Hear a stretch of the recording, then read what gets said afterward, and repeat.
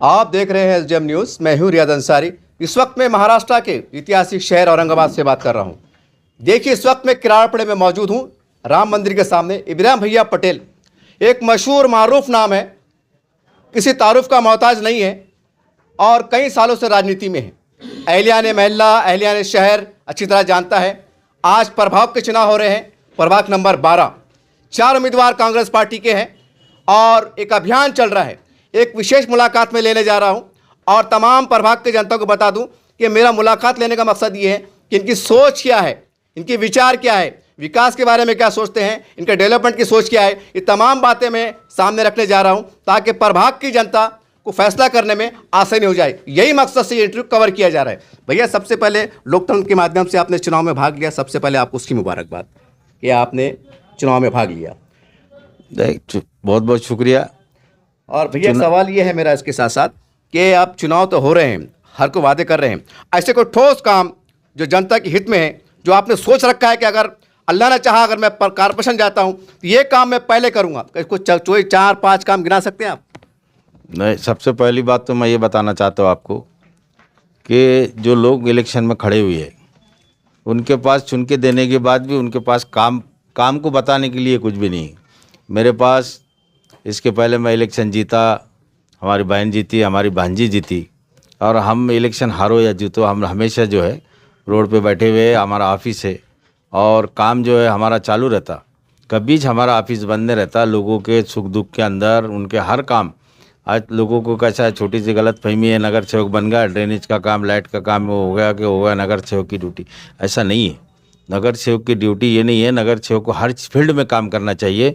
जबकि बहुत से नगर सेवक को मैं बता रहा आपको कि नहीं मालूम लोगों को, कलेक्टर साहब जहाँ बैठते हैं उनके खिड़की का दरवाज़ा किधर से है जी। अरे हम तो पूरे ऑफिस में और हर इस ऑफिस में जाके जो है काम करते। अभी हम काम करे हुए, ये मैं आपको गिनाता जी। जो काम करने वाले हैं मैं इसके बाद बताऊंगा आपको जी। जो हमने काम किए, बुनियादी काम ये किए कि अभी ये हम तो पहले से ही काम करते आए। मैं 1998 से राजकारण में, जब से सबसे पहले जब गवर्नमेंट की स्कीम आई, गवर्नमेंट की स्कीम आने के बाद हमने 98 में जैसी राशन कार्ड की स्कीम शुरू हुई तो हमने राशन कार्ड की स्कीम शुरू होने के बाद उसके अंदर पूरे जान और माल लगा के मैंने उसके अंदर कम से कम 7,000 लोगों को राशन कार्ड बना के दिया। राशन कार्ड बनाने का उद्देश्य ये था कि मेरा जो एरिया है, मेरा इलाका जो है घोषित झोपड़पट्टी एरिया है और ये इसके अंदर मेरे को मालूम था गरीब दुबले लोग रहते। उसके अंदर एक जीआर में था कि दवा खाने की फैसिलिटी रहेंगी। मेरे को ये मालूम है कि ठीक है राशन कार्ड में 10-20 किलो आना जाए तो आदमी खरीद के ला सकता, मगर जब 1-2 लाख रुपए जब दवा खाने में लगेंगे तो गरीब आदमी को बहुत बड़ा मसला होगा। तो मैंने रात में पढ़ा और सुबह में मैंने दिल में ठान लिया कि अपने को इसके अंदर मेहनत करना है। तो मैंने उसके अंदर 98 में मेहनत किया, कम से कम 7,000 लोगों को मैंने राशन कार्ड बना के दिया जी। और उसका फ़ायदा जो है राशन का तो मिल ही रहा है लोगों को। दूसरा दवा खाने के बहुत से लोगों का आप इंटरव्यू लो, उसका फ़ायदा हुआ नहीं हुआ, बट 2 लाख, 2.5 लाख, 2 लाख, 1.5 लाख रुपए उसका फ्री में इलाज हुआ लोगों को।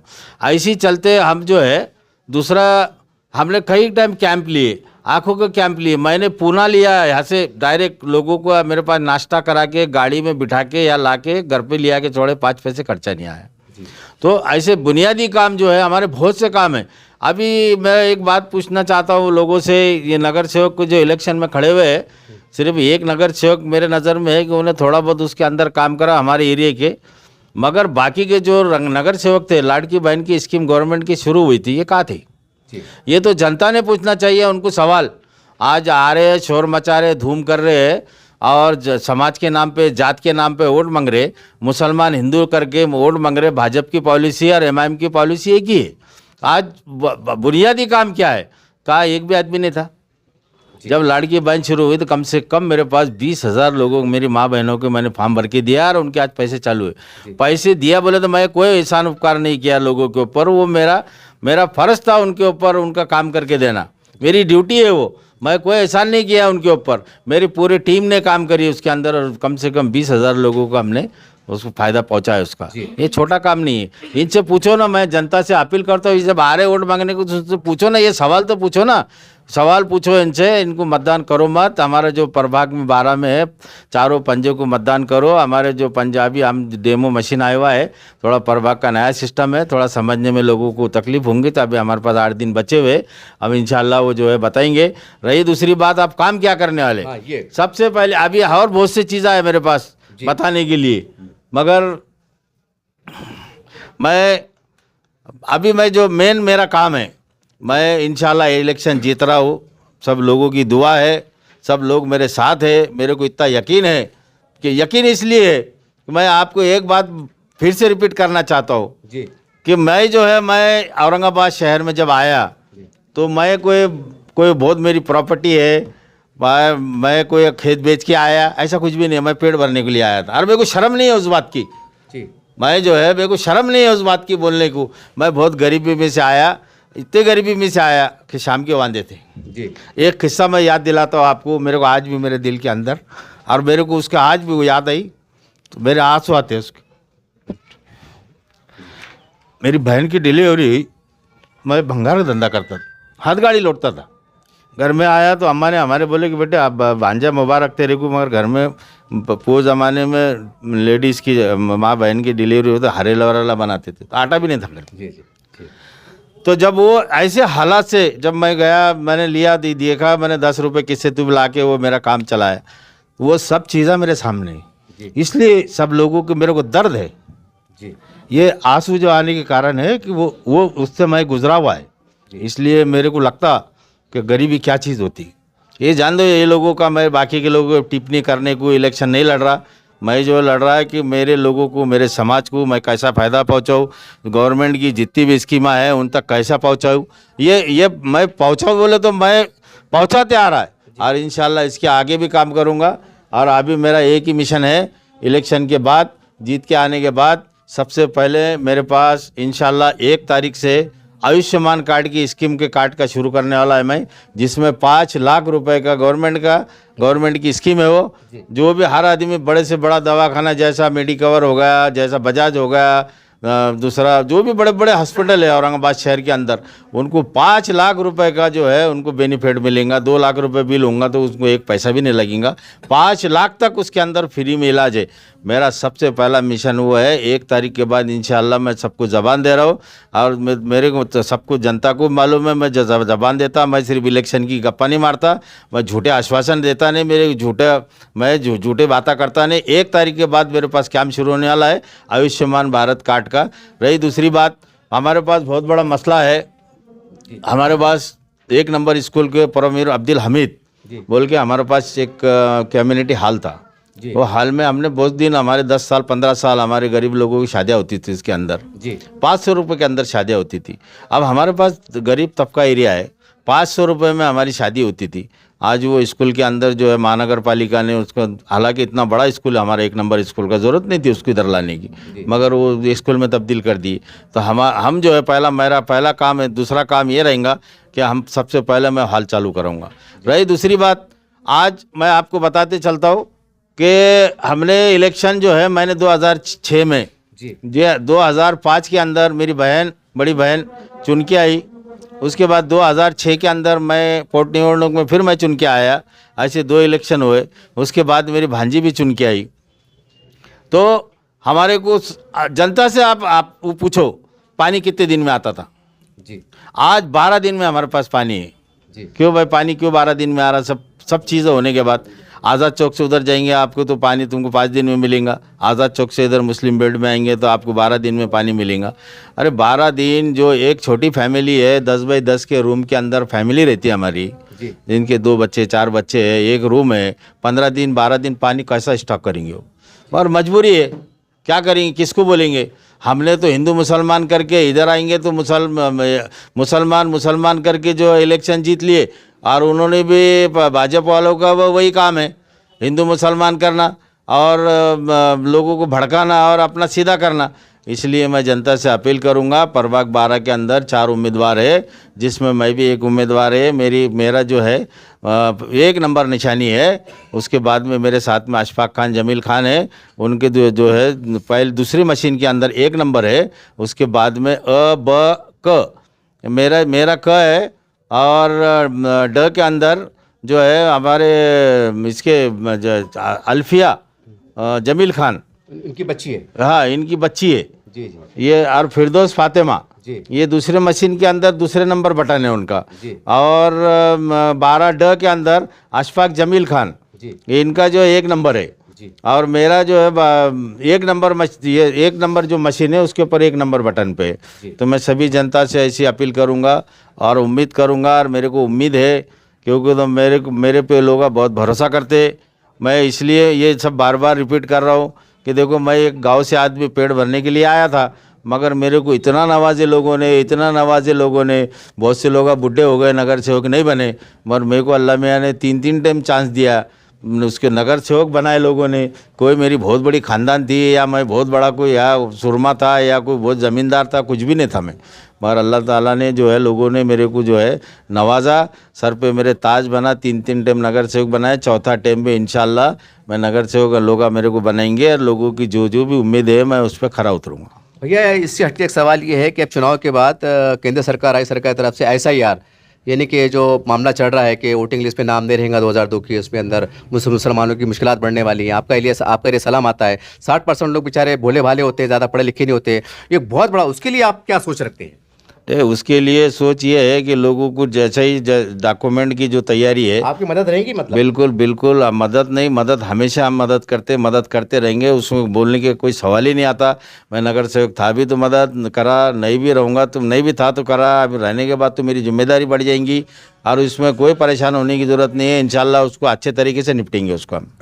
सर भैया, आप ये बोलिए कि आने वाले भैया साहब के, आप सबसे बड़ी कौन सी पार्टी की चुनौती मानते हैं कि मेरा मुकाबला बराह रास्त है? मैं कोई पार्टी की चुनौती नहीं, कांग्रेस पार्टी है। अभी कुछ लोग ऐसे है कि प्रचार करे, एक खासदार है उनका, और पूरे हिंदुस्तान के अंदर डिंडोरा पीटते हैं। और हमारे कांग्रेस पार्टी के 100 खासदार है अभी, हाँ 100 खासदार है, और उनको एक खासदार वाला जो है। और आम जनता से भी मैं एक अपील करूँगा, तो थोड़ा बहुत सोच समझ के वोट करो। एक खासदार है, अभी बताते कितने बिला पास हुए, यहाँ आके भाषण ना करते तुम्हारे पीरियड में, तुम जब सभागृह में थे, कितने मुसलमानों के खिलाफ में बिल पास हो? कौन सा बिल रुका तुम्हारा? सिर्फ भाषण करने से, लोकशाही के अंदर भाषण करने से नहीं होता। लोकशाही के अंदर सर गिने जाते, लोकशाही के अंदर सर गिने जाते। लोकशाही में सिर्फ भाषण करने से काम नहीं चलता। शायद महिला का जो बिल पास हुआ, तो जनाब आली जो है, ये हैदराबाद के, ये इसमें पार्लियामेंट में थे। दूसरे अपने यहाँ के खासदार वो भी थे। जो अभी जो इसका बिल पास हुआ औकाफ का, इसके अंदर भी थे।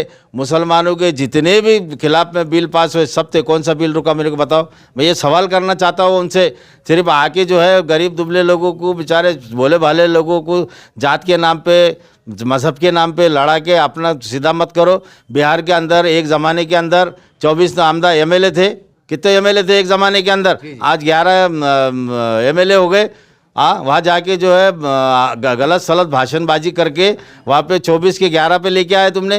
सर, सोचने के मुकाम में सभी मुसलमानों से अपील करूँगा, आज एक बात का जवाब देना चाहिए उन्होंने। आप इसमें हैदराबाद के है, आपके एरिया के अंदर आप 8 MLA के ऊपर इलेक्शन नहीं लड़ाते, और बिहार में जाके 40 MLA लड़ाते, औरंगाबाद में आके 50 लड़ाते, दिल्ली में जाके 40 लड़ाते। ये कौन सी बात है? ये आपके एरिया में आप लड़ाओ, आप वह ताकतवर है तो आपकी वह ताकत बढ़ाओ, आपका वह मुख्यमंत्री बनाओ। अरे आपने तो, आपका मुख्यमंत्री ने मंत्री भी कभी बना नहीं है। आपका तो एक महापौर था, वो भी कांग्रेस के ज़माने में था। कांग्रेस को कोसो मत, कांग्रेस को कोस के कोई फायदा नहीं है। तुम हैदराबाद में तुम्हारे को जो है महापौर जब तुम्हारा बना था, तो कांग्रेस के सपोर्ट से बना था। और साहब, आप भी नगर सेवक बने थे, कांग्रेस के ही टिकट के ऊपर बने थे। कांग्रेस के कोसो मत, कांग्रेस को बहुत बड़ा एक समंदर है। और एक मेन बात बताता हूँ मैं, ये पार्टी जो है हमारी कोई लीडरों से नहीं चलती, ये जनता चलाती है इसको जी। ये इसको चढ़ उतार आते हैं, चढ़ उतार। हमारे इंदिरा गांधी भी हरे हुए हैं, राजीव गांधी भी हरे हुए, तो इसलिए हमारे को कोई उसकी बात नहीं है। इंशाल्लाह अभी हम जो आने वाला पीरियड है, और यहाँ से आज शुरुआत है 2026 से, कि 29 के अंदर हमारी कांग्रेस की सरकार बनने वाली है। और सभी जनता से मैं अपील करूँगा कि आज हालात पूरे देश के आज आप लोग समझो हालात कितने ख़राब है। आज आप ट्रेन में जाने को सेफ नहीं है, गाड़ी टोपी देखेंगे तुम तो आपके ऊपर हमले हो रहे, कितनी हालत ख़राब है। ये हालात ख़राब करने को ये दोनों पार्टियां जिम्मेदार है। ये दोनों एक ही है, एक सिक्के के दो पहलू है। ये लोगों को बेवकूफ़ बना रहे। वैसे ही भाजपा ने भी हिंदू मुसलमान पाकिस्तान ये सब छोड़ दिया ना तो इनको वोट नहीं मिलेंगे। पाकिस्तान, हिंदू मुसलमान, मस्जिद और मंदिर, ये इसके ऊपर ही कार्यक्रम चल रहा। और भाई साहब का ये जो है हमारे इनका भी वही चल रहा, सब एक हो जाओ। कैसा एक हो जाओ, जबकि 140 करोड़ की आबादी है हिंदुस्तान की, जबकि 140 करोड़ के अंदर हम 20 से 25 करोड़ है, 100 करोड़ लोग दूसरे लोग हैं, उनको तुम चैलेंज करते। और हिंदू भाई से भी अपील है कि यार इनके भड़काने में बताओ, सब 20-25 करोड़ लोग जो है 100 करोड़ के कभी भारी हो सकते। ये सिर्फ बेवकूफ़ बना रहे और अपना सीधा कर रहे। इसलिए सभी जनता से मैं अपील करूँगा कांग्रेस को मतदान करूँ। देखिए, इस तरह से इब्राहिम भैया पटेल से मेरी मुलाकात हुई। जैसा मैंने पहले कहा कि मैं इनसे मुलाकात इसलिए लिया कि इनके ख्यालात, इनकी सोच, इनकी फ़िक्र मैं आपके सामने रख सकूं। वैसे आपके दरमियान से आते हैं, आपको ज़्यादा समझाने की ज़रूरत नहीं है, मगर एक बात तो मेरी भी आंखें भर आई कि वाकई अभी जनता के प्रभाग के लोगों काम है कि जो आदमी ने भंगार की गाड़ी लूटा हो, मजदूरी किया हो, एक 10 रुपये का एहसास हो, एक काली चाय का एहसास हो, चटनी ठेसे मिर्ची का एहसास हो, उसको अगर अल्लाह नवाजता है तो यकीन मानिए वो आपके क्या काम नहीं आ सकता है। ये एक नेचुरल बात है। बस मैं इतना ही कहूँगा कि देखिए, इन्होंने पीले कार्ड बनाए, पीले कार्ड का जिक्र किया और मैंने ख़ास तौर से याद दिलाया कि भैया एसआर शुरू होने वाला है इस चुनाव के बाद। इसके अंदर लाखों हज़ारों मुसलमान परेशानी में आ सकते हैं। इन्होंने कहा है कि हम तैयार हैं, हम आपके साथ में खड़े हैं, आपके दरमियान से। इनका घर, इनका मकान, इनकी दुकान, इनका कारोबार आपके दरमियान में है और आप इनको कई सालों से पहचानते हैं। तो मैं ज़ाती तौर से कहूँगा कि देखिए, जो सच में बंदा आपका सलाम का जवाब देता है, आपसे हाथ मिलाता है, आपसे बातचीत करता है, सादा मिजाज रखता है, उसी की वोट दो। ये मेरी पर्सनल व्यक्तिगत अपील है। और इब्राहिम भैया पटेल जो किसी तारुफ के मोहताज नहीं है, आप तस्वीर देख रहे दर्डा जी, इनका भी बहुत बड़ा योगदान है, बड़े बड़े लोगों से ताल्लुकात है। ऐसा नहीं कि आप सोच रहे होंगे कि नगर सेवक क्या कर सकता। एक फ़ोन लोकमत भवन को गया तो बड़े बड़े काम कराने की ताकत रखते हैं। ये शहरियानी औरंगाबाद जानता है। बहरहाल ऊपर की बात छोड़ दीजिए, या शेख अपनी देख, अपने वार्ड को संभालना है और अपने वार्ड के अंदर जो विकास करने वाला है उसको चुन के देना है। ये मेरी आपसे अपील है। देखते रहिए आप न्यूज़ चैनल। जय हिंद, जय महाराष्ट्र।